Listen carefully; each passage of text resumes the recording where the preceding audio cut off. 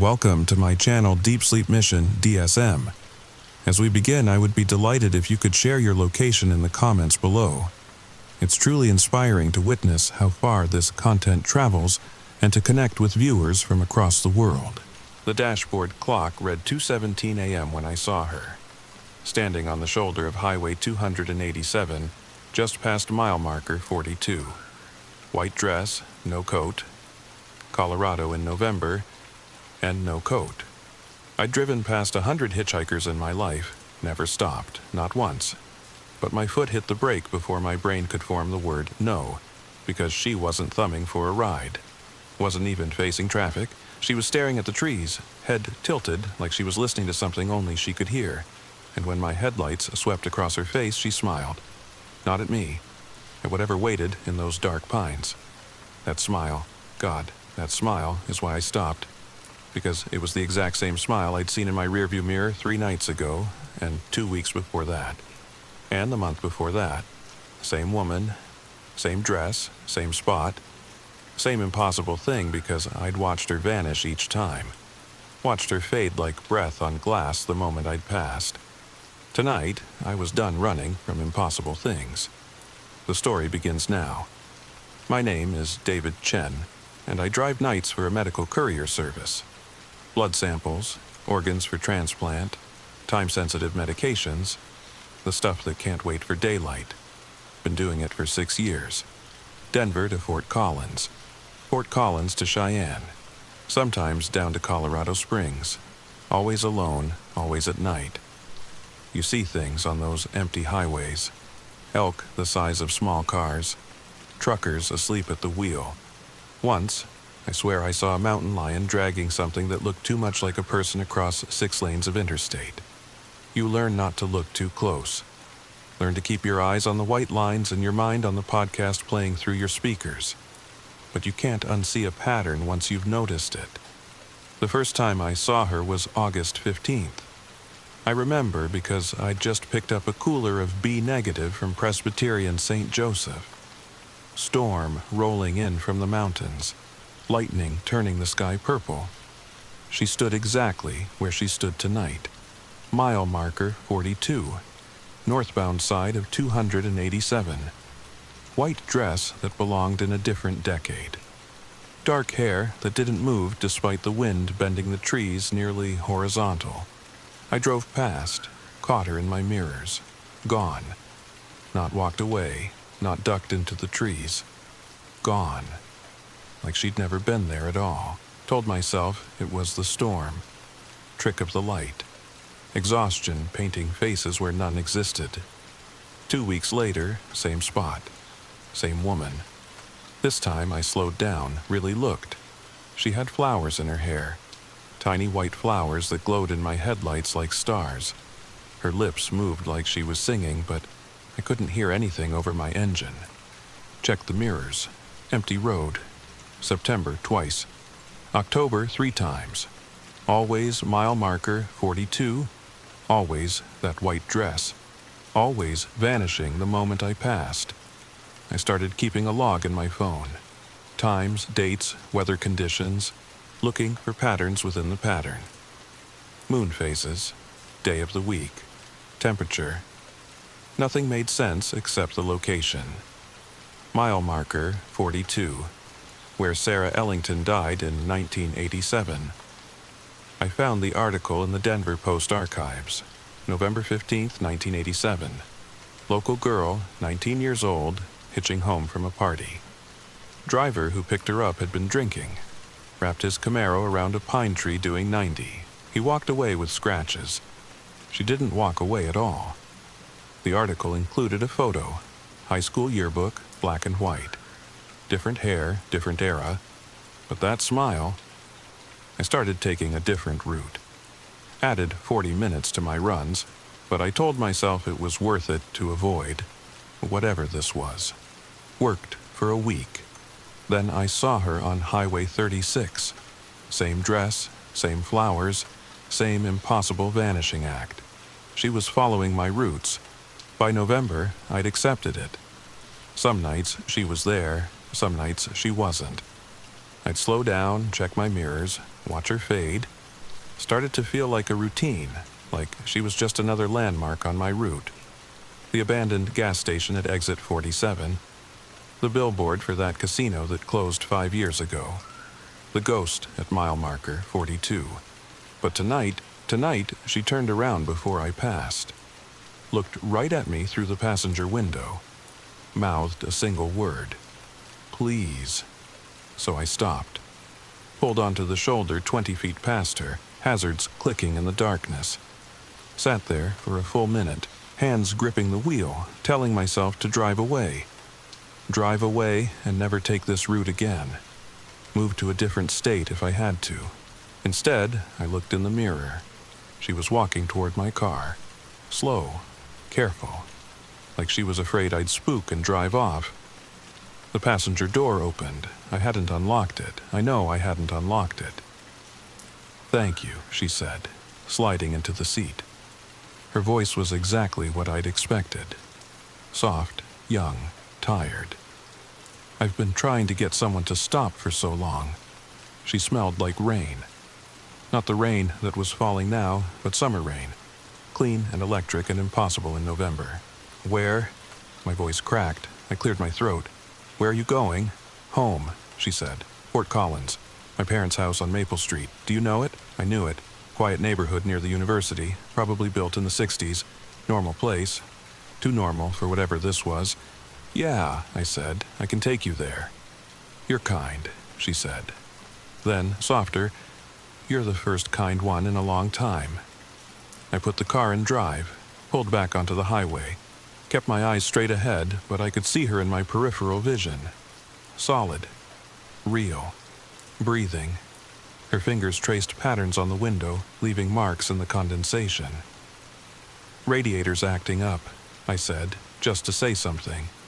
"Makes it fog up in here." "I don't mind," she said. "I like the way the lights look through it, like stars underwater."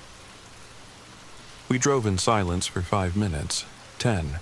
The highway stretched ahead, empty except for the occasional semi.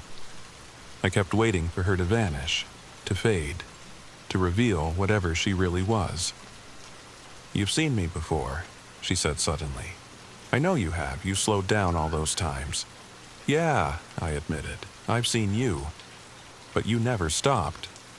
What could I say? That I was afraid, that stopping for ghosts seemed like a bad idea, that I had a delivery schedule to keep?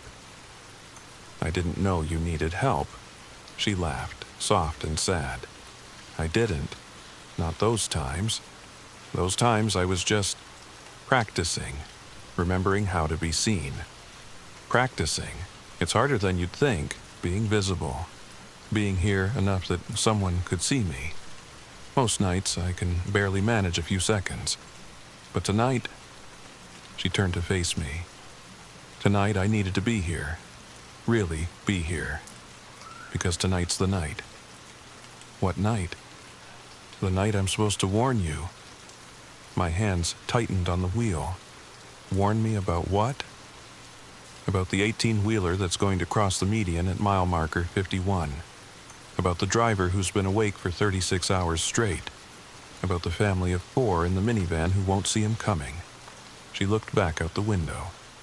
"About the choice you're going to have to make." Mile marker 47 passed in a blur. My speedometer crept up to 70, 75, 80. "When?" I asked. "Soon," Sarah said. "Maybe 10 minutes, maybe 15. Time's funny when you're like me. We should call the police. Highway patrol. Someone." She shook her head. "They won't believe you. And even if they did, they can't stop what's already in motion. Only you can do that. How? By being there? By seeing the truck drift? By flashing your lights, honking your horn? By giving that family 2 extra seconds to react?" She paused. "Or by not being there, by turning around right now, by keeping yourself safe. That's not a choice, isn't it?" She turned those dark eyes on me. "You don't know these people. They're strangers. You have no obligation to risk yourself for strangers." Mile marker 48. The road curved slightly, following the base of the foothills. I knew this stretch, knew how the mountain blocked radio signals, how cell service got spotty, how you could break down here and wait an hour before another car passed. Why me? I asked. Why am I the one who has to choose? Because you're the only one who could see me, who did see me. Night after night, you noticed when everyone else drove past. She smiled, sad and knowing. You see things, David. Things other people miss. That's a gift and a burden. How do you know my name? I know a lot of things now, things I couldn't know when I was... She gestured at herself. When I was just Sarah, death is educational. Mile marker 49. My headlights caught a sign. Fort Collins, 12 miles. The family, I said. Tell me about them. Does it matter? Yes, she sighed. Parents, Jennifer and Marcus Webb, driving home from visiting her mother in Denver. 2 kids in the back. Emma, she's 7, loves horses, wants to be a veterinarian. Tyler's 4. He's asleep right now, clutching a stuffed dinosaur named Mr. Rex. My throat felt tight. Stop. You asked. Do they die? That depends on you. Mile marker 50. 1 more mile. I could see it in the distance, that slight rise in the road where the median narrowed. Perfect place for a tired driver to drift, to cross over, to end everything in a confusion of metal and glass. What happens to me, I asked, if I try to warn them? Sarah was quiet for so long I thought she wouldn't answer. Then, I don't know. I can see the moment of choice, the moment of impact, but after that, it's dark. For everyone. Even you? Especially me. She touched the window again, tracing circles in the fog. I've been waiting at mile marker 42 for 36 years, waiting for someone to stop, waiting to deliver this message. After tonight, I don't know what happens. Maybe I move on. Maybe I disappear. Maybe I start waiting for something else. Why didn't you just appear to the truck driver? Warn him. He wouldn't see me. Stimulants in his system. Mind too focused on staying awake. People like that can't see people like me. She smiled grimly. Ironic, isn't it? The drugs that keep him awake also blind him to the dead. Mile marker 51 appeared in my headlights. Normal stretch of highway, nothing special, no truck in sight. Pull over, Sarah said. Wait here. I eased onto the shoulder, killed the engine but left the headlights on. The silence felt heavy, pressing against my ears. Now what?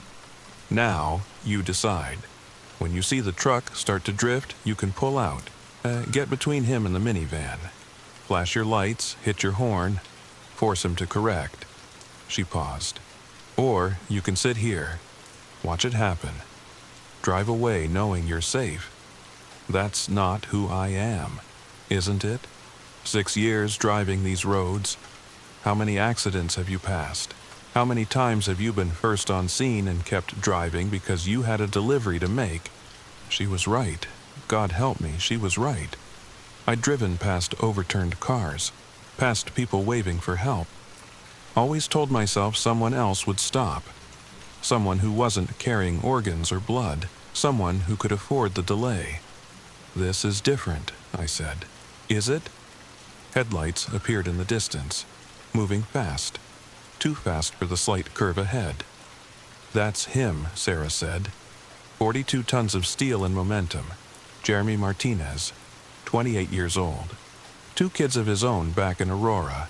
Hasn't seen them in 3 weeks. Just trying to make one more run, one more paycheck, one more... Stop. I turned the key, engine roaring to life. Just stop. More headlights behind the truck. Smaller, closer to the ground. Minivan, right on schedule. Choose, Sarah said. The truck drifted. Subtle at first. Driver's side tires kissing the rumble strip. Then correcting too hard, overcompensating. Physics taking over. I slammed the car into drive, floored it. Tires screaming as I shot back onto the highway. The truck was 30 yards ahead, starting to slide sideways. The minivan coming up fast in the left lane, unaware. I hit my horn, held it down, flashed my brights. Swerved between the two vehicles like a maniac. The minivan braked hard, driver finally seeing the danger. The truck driver jerked awake, yanking his wheel right. For a moment, we were 3 vehicles dancing on asphalt, the truck jackknifing, the minivan sliding. Me caught between them, horn still blaring. Then the truck straightened out, rumbled past me in the right lane, the minivan fell back, driver probably cursing my reckless driving, and just like that, it was over. Crisis averted. Future changed.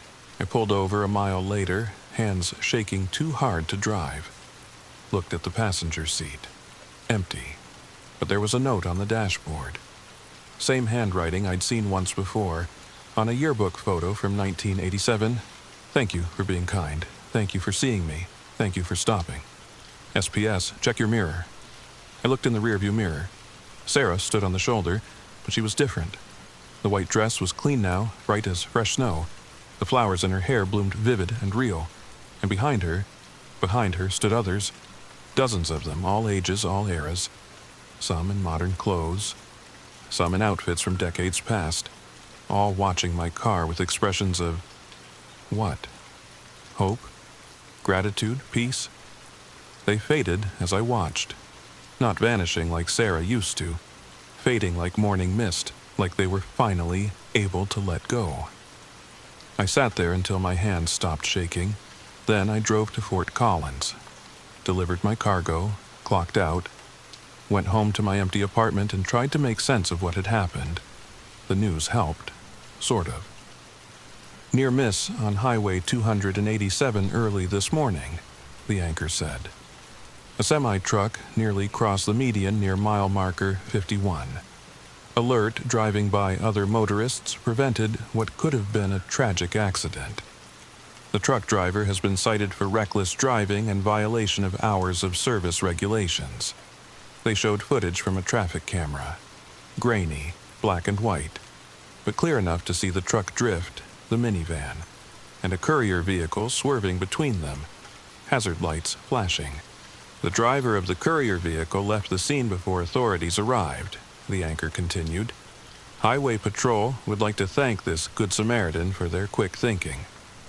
I turned off the TV, sat in the dark, waited for something to happen, for Sarah to appear, for the universe to acknowledge what had occurred. Nothing came. I went back to work the next night. Took Highway 287 without hesitation. Mile marker 42 came and went. Empty shoulder, no ghost, no message. But at mile marker 51, someone had left flowers. A small bouquet tied to the guardrail. White roses. Baby's breath. The kind of arrangement you'd leave at a grave. I stopped. Read the card. For the stranger who gave us 2 extra seconds. Forever grateful, the Webb family. I drove that route for another 3 months, never saw Sarah again. Never saw any of the others. Started to wonder if I'd imagined it all. Stress, exhaustion, too many nights alone on empty highways. Then I got transferred, day shift, Denver to Boulder. Safe, sunny drives with traffic and witnesses. Normal, boring. Exactly what I'd thought I wanted. I lasted 2 weeks. Turns out, once you've seen what's hidden in the darkness, daylight feels like a lie. Once you know, there are people standing on the shoulders, waiting to be seen, waiting to warn, waiting to save. You can't pretend they're not there. So, I went back to nights, different routes now, different highways, but the same job, moving through darkness, watching for the impossible, stopping when others won't. Because Sarah was right, I see things other people miss, and now I know why. It's been a year now, November again. The leaves are turning and the nights come early. I've seen 3 more like Sarah. Different highways, different messages, different choices to make. There was the old man on I-70 warning about black ice that would claim 3 lives. The teenager on Highway 85, there to prevent head-on collision. The mother on 36, whose message saved a bus full of kids from a bridge collapse. Each time, they know my name. Each time, they know I'll stop. Each time, they fade with that same peaceful expression, like they finally completed something important. I've started keeping a better log, not just dates and times, but details, patterns within patterns. And I've noticed something interesting. They only appear to people who are already inclined to help, people who see the world differently, people who notice the unnoticed. We're rare, but we exist, scattered across the highways, unofficial guardians of the in-between hours. I met one last month, truck driver named Miguel. We were both stopped at the same rest area, 3 a.m., comparing notes without saying what we were really comparing. He told me about a woman in a yellow raincoat who appears near Pueblo, always before flash floods, always with exact timing. "You believe in that stuff?" he asked, testing. "I believe in patterns," I said, "and in being careful." He smiled, knowing. "Yeah, patterns? That's a good word for it." We exchanged numbers, started a group chat. There are 7 of us now. Night drivers who see things, who stop when we shouldn't, who listen to messages from people who shouldn't be there. We call ourselves the night shift. Not very creative, but accurate. Last week, the newest member asked the question we've all wondered. Why us? Why are we the ones who can see them? Miguel had the best answer. Maybe because we're already ghosts, driving through the night, invisible to the day world, passing through lives without being part of them. Maybe it takes one ghost to see another. But I think it's simpler than that. I think Sarah told me the truth that night. We see them because we're looking, because some part of us is always searching for the impossible, for the chance to matter, for the moment when stopping makes all the difference. And now, I need to tell you something. The reason I'm recording this, the reason it needs to be shared, because I saw Sarah again tonight, same spot, mile marker 42. But this time, she wasn't alone. This time, there were hundreds of them, thousands, lining both sides of the highway as far as I could see, all in white, all waiting. I stopped, of course. How could I not? Sarah got in the car, still young, still tired. But something was different, urgent. "It's happening," she said. "All of us, all at once. We're being called to deliver our messages. Messages about what? About what's coming. About the choice everyone will have to make. About the moment when the world needs to decide if it's going to stop and help or keep driving past. When? Soon, days maybe, weeks at most. That's why we need people to know, need them to be watching, need them to be ready." She looked at me with those dark, knowing eyes. "That's why you need to share this story, tonight, before it's too late. Share it how? No one will believe me. Some will, the ones who need to, the ones who've seen us but were too afraid to stop, the ones who feel the pull but don't understand it yet." She smiled. "The ones who are already looking for patterns." Then she was gone. Not faded, not vanished. Just gone. Like she'd delivered her final message and could finally rest. But the others are still out there. I can see them from my apartment window, standing on corners, waiting at bus stops, gathered in parks, all in white, all waiting. Waiting for you to see them, waiting for you to stop, waiting to deliver their messages about what's coming. So, here's my question for you. Listening to this in the dark, have you seen them? The people who shouldn't be there? The ones who vanish when you look back? The patterns that don't make sense until they do? Have you noticed how many there are lately? How they're appearing in places they've never been before? How they all seem to be waiting for something? And most importantly, when you see one tomorrow, or the next day, or next week, when they mouth the word please, and you have to decide whether to stop or keep driving, what will you choose? Because Sarah was right about one thing. We all have gifts. We all see things others miss. And sometimes, those things we see are trying to save us. But only if we're brave enough to stop. Only if we're kind enough to listen. Only if we're ready to be the person who makes the difference. The dashboard clock reads 2:17 a.m. as I finish recording this. Same time I first stopped for Sarah. The pattern coming full circle. And through my window I can see them gathering. More every minute. All in white. All waiting. Tomorrow, they'll start appearing to everyone. Not just the night drivers. Not just the ones already looking. Everyone. The question is, when you see yours, what message will they have? And will you be ready to hear it? But before you close your eyes tonight, before you drift off thinking this is just another ghost story, ask yourself one thing. Have you checked your mirrors lately? Really checked? Because sometimes the most important messages come from the people we've learned not to see, and sometimes they're already sitting in your passenger seat. Waiting, sleep well. Story number 2. The floorboard shouldn't have been loose. I'd lived in this old Victorian house in Salem, Massachusetts for 3 years, and that floorboard under my bedroom window had always been solid. But last Tuesday, when I dropped my phone and it bounced just right, I heard it. A hollow sound, like there was empty space beneath. My name is Sarah Chen, and what I found under that floorboard changed everything I thought I knew about time, about reality, and about myself. Before I tell you what happened, I need you to understand something. I'm not the type of person who believes in the supernatural.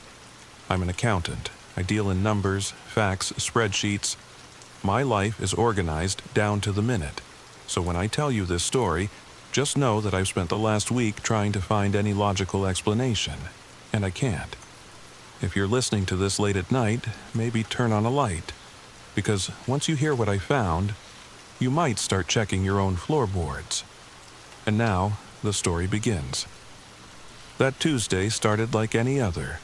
Coffee at 7:15, emails by 7:30, out the door by 8 o'clock sharp for my commute to downtown Boston. The October air had that perfect New England crispness, leaves crunching under my feet as I walked to my car. Everything was normal. It wasn't until that evening, around 9:30, that my phone slipped from my hand while I was texting my sister Emma. It hit the floor with that distinctive crack that makes your heart sink. But when I bent down to pick it up, my hand pressed against the floorboard. It moved, just slightly, but enough to make me freeze. I pressed again, definitely loose. The wood was old, probably original to the 1890s construction. But this wasn't natural wear. Someone had cut this board. I should have left it alone. Should have called my landlord, Mr. Petrov. Let him deal with it. But curiosity is a powerful thing. I grabbed a butter knife from the kitchen and carefully worked the edge of the board. It came up easier than expected, like it had been opened recently. Underneath was a small space, maybe 6 inches deep. And sitting there, wrapped in plastic, was a leather journal. My hands trembled as I lifted it out. The leather was soft, expensive, the kind you'd find at one of those boutique stationery stores in Cambridge. But what made my blood run cold was the handwriting on the first page. It was mine. Not similar to mine, not close to mine. It was mine. Down to the way I dot my I's with a little circle when I'm writing quickly. But I'd never seen this journal before in my life. The first entry was dated November 15th, 2025. Next month. My heart hammered as I read, "I'm writing this in the past, if that makes any sense. It doesn't to me either. But Dr. Weiss says I need to document everything. She says the timeline fragmentation is getting worse. I can feel myself slipping between moments, between versions of myself. If you're reading this, Sarah, if you're me from October 2025, then it's already starting. You've probably noticed the dreams by now, the ones where you're in this house, but it's different, where the walls are the wrong color. where there's a door that shouldn't exist. Those aren't dreams. I know how this sounds. I know because I remember finding this journal. Remember thinking I was losing my mind. But I need you to trust me. Trust us. Because in 3 days, you're going to see the first crack. And once you see it, there's no going back. I dropped the journal like it was burning. This had to be some kind of prank. Emma was always pulling elaborate jokes, though this seemed extreme even for her. But how would she copy my handwriting so perfectly? I picked it up again, flipped through the pages. They were all filled. Hundreds of entries, all in my handwriting, all dated from the future. Some from next month, some from next year. And some were dated from 2030, 2035, even 2040. My hands shook as I read random entries. December 3rd, 2026, the house is teaching me. Every room holds a different lesson about time. The basement shows the past, but not our past. A past where different choices were made, where Mom never died, where I became a teacher instead of an accountant. Sometimes I stay down there for hours, watching the life I could have had. June 17th, 2029. I met another version of myself today. She was older, maybe by 10 years. She warned me about the attic, said never to go up there after midnight, said that's when the house feeds. I asked her what she meant, but she just smiled sadly and faded away. October 2nd, 2031. I understand now why I had to hide this journal in the past. It's the only way to close the loop, the only way to make sure I find it at the right time. Dr. Weiss says temporal paradoxes are necessary for stability, but I think she's wrong. I think the house wants us to believe that. I think the house has been feeding on paradoxes all along. I slammed the journal shut. This was insane, completely impossible. Time travel wasn't real. Future versions of yourself couldn't write journals and hide them in the past. But I couldn't shake the feeling that I was being watched, that the house itself was waiting, watching to see what I would do next. I went to the kitchen and poured myself a glass of wine, then another. By the third glass, I'd almost convinced myself it was all an elaborate hoax. Almost. That's when I noticed the kitchen door. It was the wrong color. I'd painted it white when I moved in. I remembered because it had taken 3 coats to cover the ugly brown. But now it was pale blue. The exact shade of blue my mom had painted our kitchen door when I was a kid. The wine glass slipped from my hand, shattered on the tile floor. I didn't move to clean it up. I couldn't look away from that door, because I remembered the journal entry, the one about dreams where the house was different. Those aren't dreams. I didn't sleep that night. How could I? Every time I closed my eyes, I saw that blue door. Every time I started to drift off, I heard noises. Not the normal settling of an old house, but footsteps. Soft ones, like someone trying not to be heard. By morning, I'd convinced myself I was having some kind of breakdown. Stress from work, maybe. I'd been putting in 60-hour weeks trying to make senior accountant. That had to be it. The journal was a prank. The door, maybe I was misremembering. Maybe it had always been blue. I called in sick to work, first time in 2 years. My boss, Janet, sounded concerned. "This isn't like you, Sarah. Are you sure you're okay?" No, I wasn't okay. But I couldn't exactly tell her I'd found a journal from my future self, could I? I spent the morning going through the house room by room, looking for more changes, finding them. The bathroom mirror was wrong. It had been a simple rectangle. Now it was oval. The living room carpet had a pattern I didn't remember. Small things. Things that could be explained away if you tried hard enough. But then I found the photographs. They were in my desk drawer, where I keep important documents. Photos I'd never seen before. Photos of me, but not me. Me with longer hair, me wearing clothes I didn't own, me standing in front of this house. But the house looked different. Older, or maybe newer. It was hard to tell. In one photo, I was standing with a woman I didn't recognize. We were both smiling, arms around each other like old friends. On the back, in my handwriting, Sarah and Dr. Weiss, September 2027, song. Dr. Weiss, the doctor mentioned in the journal.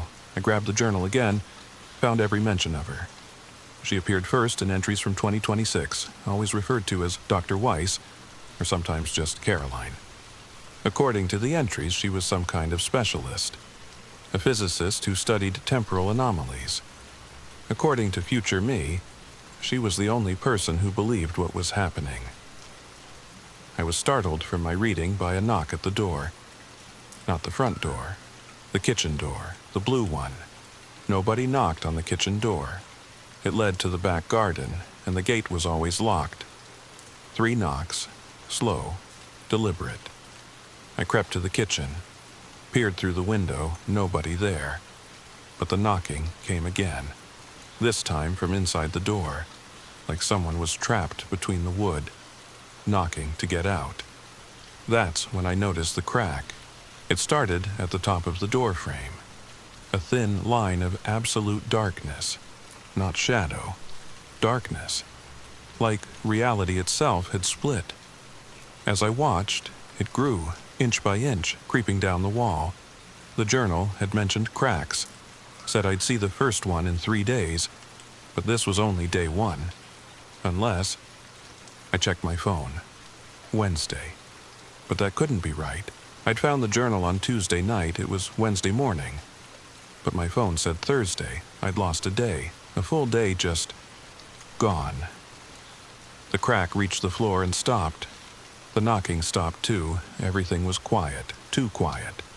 The kind of quiet that presses against your eardrums, makes you aware of your own heartbeat. I backed away from the door, grabbed my car keys. I needed to get out. Needed to think. But when I reached the front door, it wouldn't open, not locked, just wouldn't open. Like the house itself was keeping me inside. That's when I heard the voice. My voice. Coming from upstairs. "Sarah, you can't leave. Not yet. We need to talk." My legs felt like water. Every instinct screamed at me to run. But where? The doors wouldn't open. And the voice, it sounded tired, sad, older. I climbed the stairs slowly. Each step creaked. A countdown to something I couldn't understand. The voice was coming from my bedroom. The door was cracked open, just enough to see movement inside. I pushed it open. She was sitting on my bed, me, but not me. Older by maybe 5 years. Hair shorter, streaks of premature gray, wearing clothes I didn't recognize. She looked up as I entered, and her eyes were so tired. "Hi, Sarah," she said.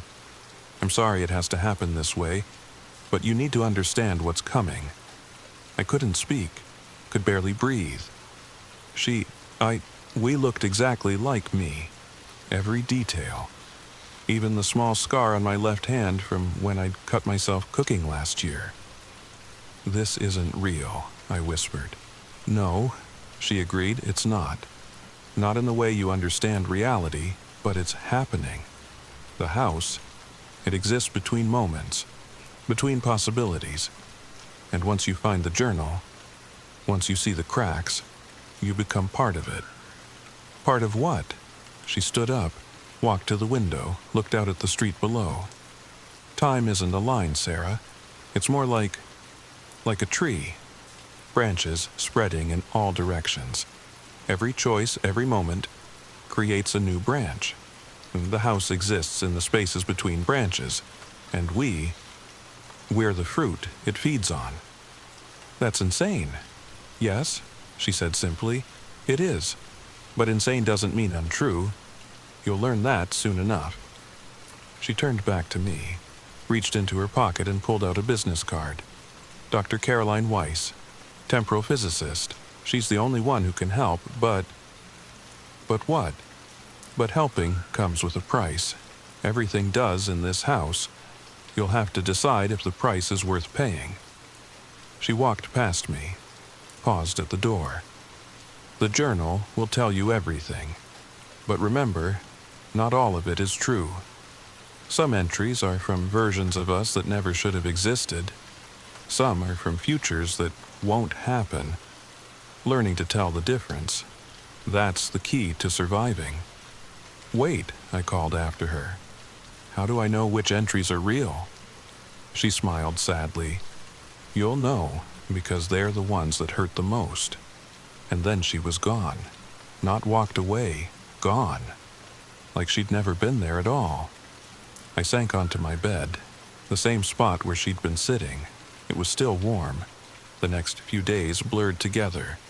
Time became elastic, stretching and compressing in ways that made my head spin. I'd look at the clock and hours would have passed, or I'd spend what felt like hours reading the journal, only to find minutes had gone by. I called Dr. Weiss. The number on the card worked, but she seemed unsurprised to hear from me. Sarah Chen, she said before I could introduce myself. I've been expecting your call. How many cracks have you seen? 3, I told her. 1 in the kitchen, 1 in the bathroom, and 1, I hesitated, 1 in the basement ceiling. The basement, have you gone down there yet? No. Good, don't, not until I get there. The basement is complicated. How far into the journal have you read? I'd been reading obsessively, each entry more disturbing than the last. Up to 2033. A pause. Which version of 2033? What? There are multiple entries for some dates, written by different versions of you. Which 2033 are you reading? I checked. The one about the garden party. Ah. Her voice was careful. That's from a branch that withered. Don't trust anything from that entry, that version of you. She made choices that led nowhere good. I'll be there tomorrow. Don't go in the basement. Don't follow any instructions from the journal until I arrive. And whatever you do, don't look directly at the cracks for too long. Why? Because sometimes something looks back. She hung up. I wanted to call back, had 1,000 questions, but I was exhausted. The kind of tired that sits in your bones.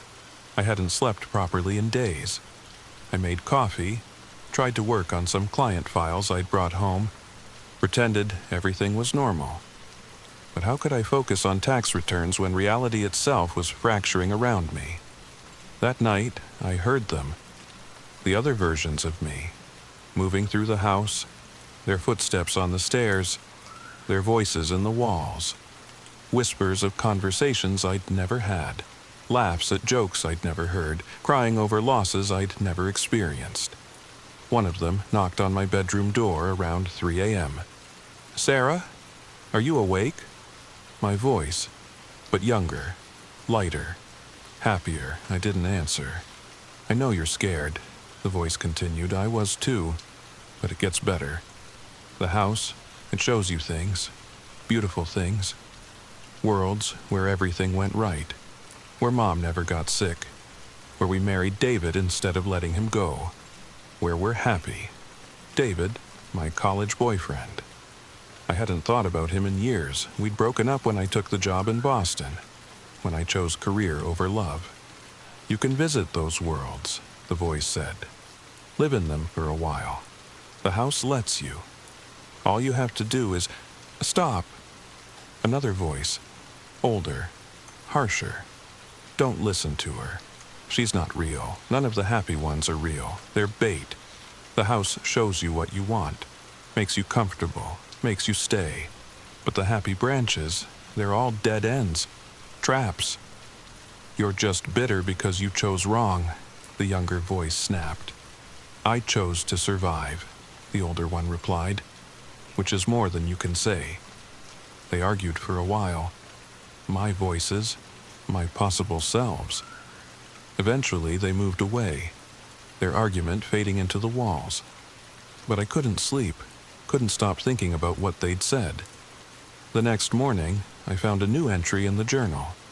Fresh ink, written in my hand, but I hadn't written it. October 5th, 2025. She called Weiss. Good, that's how it's supposed to happen. But I'm worried. The cracks are spreading faster this time. The house is hungrier, maybe because there are more of us now. Maybe because the branches are getting tangled. I want to warn her about Weiss, want to tell her the truth. But I can't, because I didn't. Because no one warned me. The loop has to close. The paradox has to complete. I'm sorry, Sarah. I'm so sorry for what's coming. I stared at the entry, watched the ink dry, wondered which version of me had written it, wondered what truth about Dr. Weiss I wasn't being told. The doorbell rang. Dr. Weiss was early. She wasn't what I'd expected. Younger, maybe early 40s. Bright red hair pulled back in a messy bun, wearing jeans and an MIT sweatshirt. She had a messenger bag slung over one shoulder and a coffee cup in each hand. Figured you'd need caffeine, she said, handing me one. May I come in? I stepped aside. She entered without hesitation, but I noticed how her eyes immediately went to the cracks, how she carefully stepped around certain spots on the floor. How long have you been studying this? I asked. The house? 3 years. The phenomenon itself, most of my career. She set her bag on my kitchen table, pulled out equipment I didn't recognize. I've documented 17 cases like yours, houses that exist between realities, people who get caught in temporal loops. You're the first one who's called me this early in the process. The others, what happened to them? She paused, looked at me directly. Most of them are still in their houses, living every possible version of their lives simultaneously, unable to leave, unable to die, unable to stop. My coffee tasted like ash. And the rest? One got out, just one, but she left pieces of herself behind, scattered across timelines. She's functional, mostly, but she dreams about the house every night, dreams about all the selves she abandoned. How did she escape? Dr. Weiss pulled out a device that looked like a modified tablet, started taking readings near the kitchen crack. She made a choice, a hard one. She chose one timeline, one version of herself, and let the others go, collapsed the probability wave, forced herself into a single reality. That doesn't sound so hard, she laughed, bitter. Doesn't it? Tell me, Sarah, if you could live in a world where your mother never died, would you give that up? If you could be with the person you loved, would you choose loneliness instead? If you could see every possible version of your life, would you settle for just one? I thought about David, about Mom, about all the paths not taken. The house doesn't trap you, Dr. Weiss continued. You trap yourself. Because once you see all the possibilities, how do you choose just one? How do you accept that this one single life is all you get? But you said someone escaped. She did, but she had help. Someone who understood the science. Someone who could collapse the wave function from outside. She looked at me meaningfully. Someone like me. So, you'll help me, if you want me to, but understand, once we start, there's no going back. You'll have to choose one timeline, one life, and all the others. All the other yous, they'll cease to exist. You'll be killing them. They're not real. Aren't they? She showed me her tablet. The screen displayed something that looked like a tree made of light. Thousands of branches, each one pulsing. Every branch is a version of you. Each one thinks she's real. Each one has memories, hopes, dreams. From their perspective, you're the one who isn't real. I stared at the display, watched the branches pulse and grow. There's something else, Dr. Weiss said. The house. It's not just a passive observer. It feeds on the energy created by parallel selves existing in the same space. The more versions of you that manifest, the stronger it gets. And when it gets strong enough, what? It reproduces, creates more houses, spreads to more people. Your house is old, but it's not the first, and it won't be the last.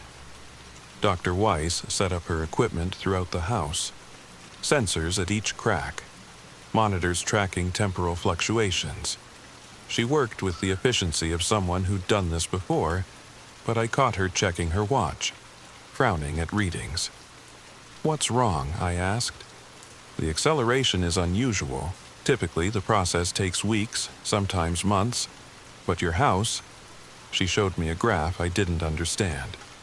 "You're experiencing temporal fragmentation at 3 times the normal rate. Is that bad?" "I don't know.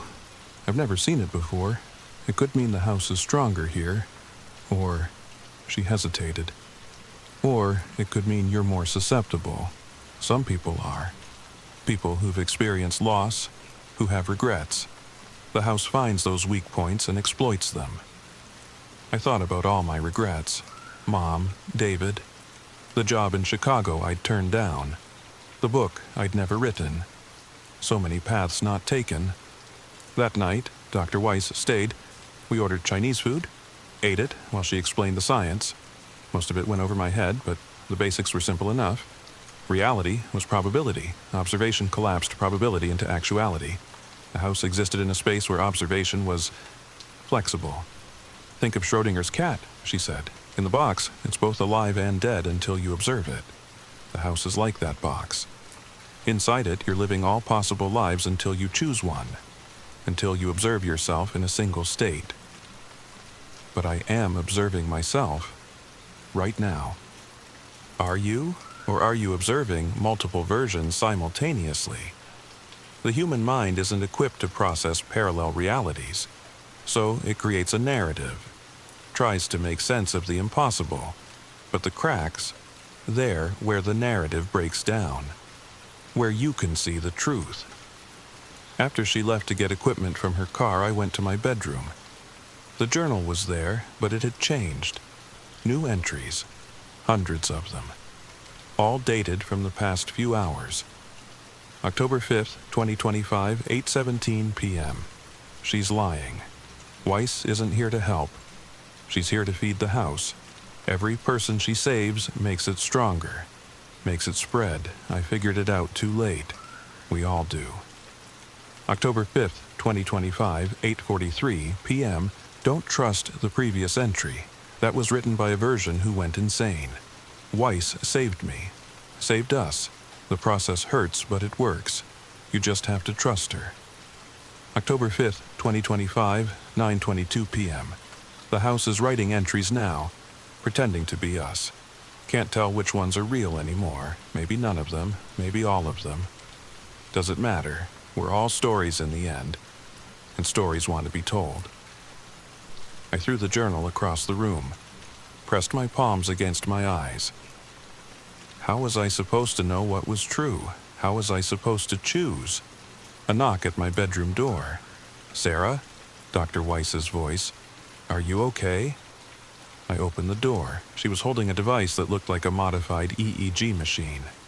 "I need to monitor your brainwaves tonight. Map which timeline you're primarily connected to. Is that okay?" I nodded. Let her attach the electrodes. Tried not to think about the journal entries, about the possibility that she was lying, that this was all part of the house's plan. "I know it's hard to trust me," she said, like she'd read my mind. "The house creates doubt, makes you question everything. But I've done this before. I can help you." The person who escaped, who was she? Dr. Weiss paused. "My sister, Rebecca. She found a house like this in Portland. I spent 2 years figuring out how to get her out. 2 years watching her fragment, multiply, fade, but I did it. I saved her. Is she okay? She's alive. She's single. She's real. That's more than most get." She finished attaching the electrodes. "Try to sleep. I'll monitor from downstairs. Tomorrow, we'll start the process." But I couldn't sleep. Every time I closed my eyes, I saw the branches. Saw myself living 1,000 different lives. Felt the weight of all those possibilities. How could I choose just one? How could I condemn all the others to non-existence? Around 3 a.m., I heard voices downstairs. Dr. Weiss talking to someone. I crept to the top of the stairs. Listened. "Progressing faster than expected," she was saying. "The fragmentation is severe. At this rate, we have maybe 12 hours before full dissolution. Then we move now." A man's voice. Familiar, but I couldn't place it. "Begin the collapse sequence. Target the prime timeline." It's too soon. She hasn't made the choice. If we force it, we don't have time for consent. You know what happens if we let it spread. How many houses are you willing to risk? How many people? This isn't what we agreed to. No, but it's necessary. Start the sequence, Caroline. Or I will. Silence. Then footsteps, coming up the stairs. I ran back to my room, dove into bed, pretended to be asleep. The door opened. Dr. Weiss entered, but she wasn't alone. The man with her, I recognized him now, from photos in the journal, from a future that hadn't happened yet. It was David, older, wearing a suit that probably cost more than my car, looking at me with eyes that held 15 years of different choices. "Hello, Sarah," he said softly. "I'm sorry it has to be this way, but the house, it's spreading, using you as a conduit. We have to stop it, even if it means killing her," Dr. Weiss finished. "All of her, every version. It's the only way to sever the connection completely." I sat up, no point pretending anymore. "You're not here to save me. We're here to save everyone else," David said. "The houses are spreading exponentially. Portland, Salem, Boston, now Chicago. Each one creates more fractured people, more food for them, more growth. It has to stop.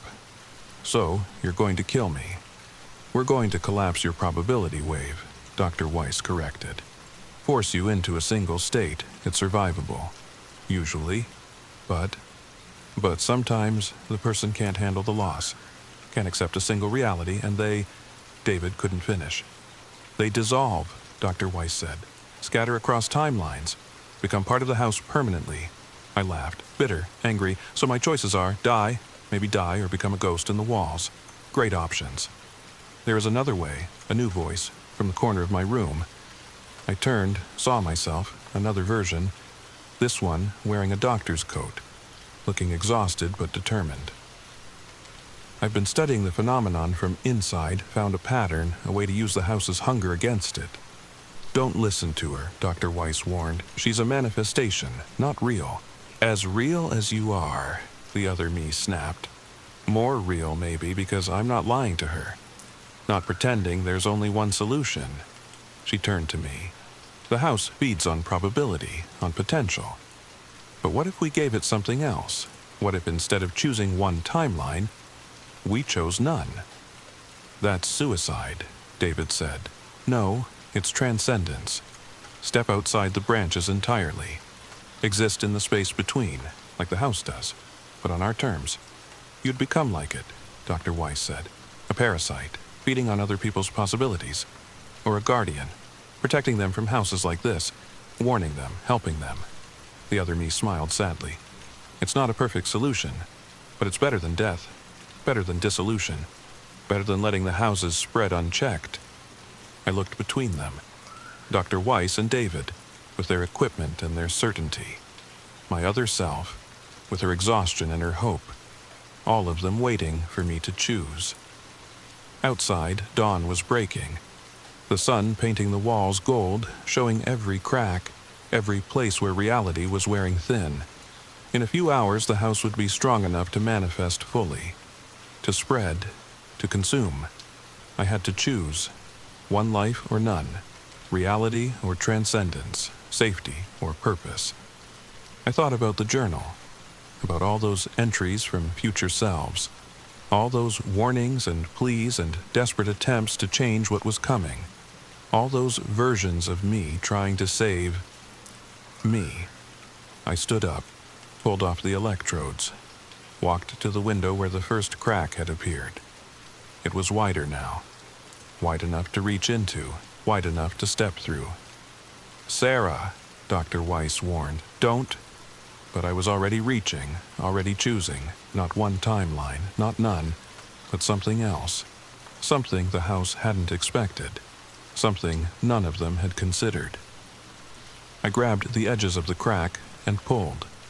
Not to widen it, to close it, to heal it. To choose not a single reality, but the acceptance of all realities. The acknowledgement that every path was valid, every choice was real, every version of me deserved to exist. The house shuddered, the walls groaned, and I felt it, the hunger, the endless appetite for probability, for potential, for the energy created by fractured souls. But I felt something else too, understanding. The house wasn't evil, wasn't malicious, it was just hungry, fed by our inability to accept ourselves, our regrets, our desperate need to be someone else, somewhere else, someone else. I pushed harder, forced the crack closed, felt the house resist, then relent, felt it offer something, a bargain, a possibility. What are you doing? David demanded. Choosing, I said, all of it, every path, every possibility, every version. I'm not picking one, I'm not rejecting them all. I'm accepting them, living with them, learning from them. That's impossible, Dr. Weiss said. The human mind can't. Then I'll become more than human. The crack sealed. The house sighed. And I felt the change. Not dissolution, not collapse, but expansion.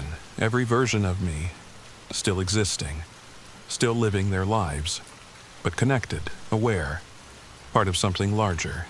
I turned to face them. Saw their fear, their confusion, their awe. The houses will keep spreading, I said. My voice was different now, layered, multiple. But now they'll have to deal with me. All of me. Every version. Every possibility. A network of selves. Protecting others from the same fate. You've become one of them, David whispered. No, I've become something new. Something that can fight them. Help people navigate the cracks. Show them they don't have to choose just one life. They can accept all of themselves. Learn to live with their possibilities instead of being consumed by them. Dr. Weiss was scanning me with her equipment, shaking her head at the readings. This is impossible. You should be scattered, dissolved, but you're cohesive, stable, more stable than before. Because I'm not fighting anymore, not running from my choices, not hiding from my regrets. I smiled, felt all my selves smile with me. The house feeds on conflict, on the war between what is and what could be. But when you accept both, there's nothing left to feed on. I walked past them, down the stairs. The house felt different now. Not a trap, but a tool. A way to help others who would find themselves here. Who would discover their own journals, their own cracks, their own impossible choices. Where are you going? David called after me. To find the other houses, the other people like me. To offer them the choice you never gave me. The choice to be whole, all of them, every version, every possibility. I paused at the door, looked back at them one last time. The journal was right about one thing. Once you see the cracks, there's no going back. But maybe that's not a curse, maybe it's a gift. The gift of seeing yourself, all of yourself, and learning to love every version. I stepped outside, felt the sun on my face, felt 1,000 suns on 1,000 faces, all me, all real, all walking different paths, but connected now, always connected. Behind me, I heard Dr. Weiss say something to David, heard him respond. But I was already moving, already searching, already finding the next house, the next person, the next chance to turn a curse into a gift. My phone buzzed, a text from Emma. Hey, want to grab coffee? I have the weirdest story to tell you. I think my apartment might be haunted. I smiled, typed back, on my way. And Emma, whatever you do, don't look directly at the cracks. Then I walked toward her apartment. All of me, every version. Ready to help, ready to teach, ready to show her that sometimes the most terrifying thing isn't choosing wrong. It's never realizing you don't have to choose at all. But here's the thing about my story, the thing that might keep you up tonight. You see, as I walked to Emma's apartment, as all of me walked, I noticed something. The cracks weren't just in my house, they were everywhere. Thin lines in reality that most people couldn't see, in shop windows, in sidewalks, in the spaces between heartbeats. And I realized my house wasn't special, wasn't unique. It was just the first one I'd noticed. The cracks have always been there. In every building, every home, every life, waiting for someone to see them, to acknowledge them, to fall through. So, I have to ask you something, and I need you to think carefully before you answer. Maybe write it in the comments. Maybe share this with someone who might understand. Have you noticed anything strange in your house lately? Doors the wrong color? Photos you don't remember taking? Floorboards that sound hollow when they shouldn't? Have you been having dreams where your life is different? Where you made other choices? Where the people you lost are still with you? Have you felt watched? Not by someone, but by somewhere? By the walls themselves? Because if you have, if any of this sounds familiar, then maybe you should check your floorboards. Maybe you already have a journal waiting. Maybe your cracks are already starting to show. And if you find something, if you discover your own impossible journal, remember what I learned. You don't have to choose just one path. You don't have to let the house feed on your regrets. You can become more. All of you. Every version. Every possibility. The houses are spreading, but so are we. The people who've learned to navigate the cracks, who've accepted all ourselves, who've turned our fractures into strength. We're waiting for you, all of us, every version. Just remember, don't look directly at the cracks for too long, unless you're ready to see what looks back. Sweet dreams.